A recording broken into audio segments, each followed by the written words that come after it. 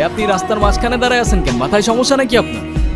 এখনই তো অ্যাক্সিডেন্টটা হয়ে যেত, তারপর দোষটা হইতো আমার। আরে আজব এখনো দাঁড়ায় আছেন কেন? সরেন। সরি।